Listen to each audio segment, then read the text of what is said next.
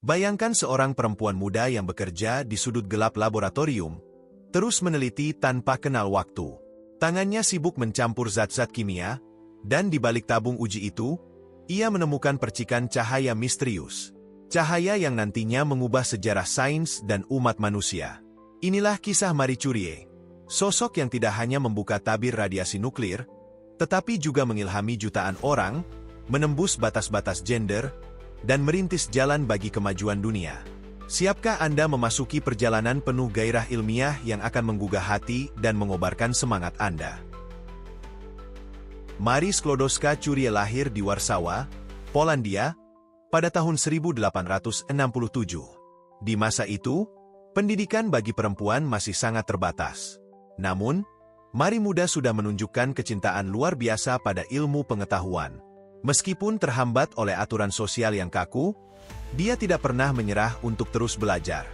Hal inilah yang kelak menjadikannya pelopor dalam bidang fisika dan kimia, sekaligus pemenang hadiah Nobel. Bukan hanya satu, tapi 2 kali. Bagaimana kisah perjuangan Marie Curie menantang segala rintangan untuk menggapai impian? Marie tumbuh di lingkungan keluarga pendidik. Ayahnya seorang guru matematika dan fisika, yang menanamkan kecintaan pada sains sejak dini. Namun Polandia saat itu berada di bawah kekuasaan Kekaisaran Rusia. Marie harus menghadapi tekanan sosial, politik, bahkan budaya, sehingga kesempatan untuk wanita bersekolah sangat terbatas. Tapi jiwa Marie tidak bisa dibungkam.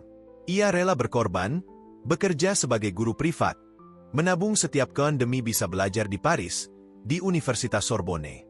Dengan tekad baja, ia berangkat ke Prancis untuk memperdalam fisika dan kimia. Bayangkan betapa gigihnya Marie. Hidup hemat di kamar kecil tanpa pemanas, bertahan dari cuaca dingin Paris, demi mengejar mimpi menimba ilmu di universitas ternama. Inilah semangat pantang menyerah yang nantinya akan membawanya pada penemuan sains terbesar di abad ke-20. Di Sorbonne, Marie bertemu Pierre Curie, ilmuwan jenius yang juga terpikat oleh fisika. Persamaan visi dan semangat ilmiah membuat keduanya menjadi rekan kerja sekaligus pasangan hidup. Mereka menikah pada tahun 1895, dan tak lama kemudian, Marie memilih topik penelitian tentang sinar misterius yang ditemukan Henry Becquerel. Sinar tersebut memancarkan radiasi secara spontan tanpa terpengaruh cahaya atau suhu. Radiasi adalah kata kunci yang membuka babak baru di dunia ilmu pengetahuan. Pierre yang selama ini meneliti sifat magnetik, terpikat pada temuan-temuan Marie. Bersama-sama, mereka mulai menelusuri sifat radiasi dari biji uranium, yang pada akhirnya membawa penemuan luar biasa, unsur baru yang lebih aktif radiasinya dibandingkan uranium. Dengan tekun, Marie dan Pierre meneliti biji uranium yang disebut pitlende. Mereka memprosesnya bertonton di dalam gudang laboratorium yang sederhana. Pekerjaan ini memakan waktu berbulan-bulan, bahkan bertahun-tahun, dengan metode kimia yang rumit. Melalui pengujian intensif, mereka mendapati biji tersebut mengandung unsur baru yang lebih radioaktif daripada uranium. Pada tahun 1898, Marie menamai unsur itu polonium, untuk menghormati tanah kelahirannya, Polandia. Tidak berhenti di situ, di tahun yang sama, ia kembali menemukan satu unsur radioaktif lain. Radium. Inilah momen revolusioner.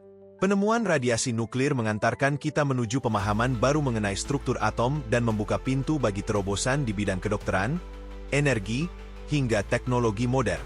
Tapi di balik semua prestasi ini, ada kerja fisik yang melelahkan, risiko kesehatan karena belum adanya kesadaran akan bahaya radioaktivitas, dan tentu saja tantangan pembuktian diri sebagai ilmuwan perempuan.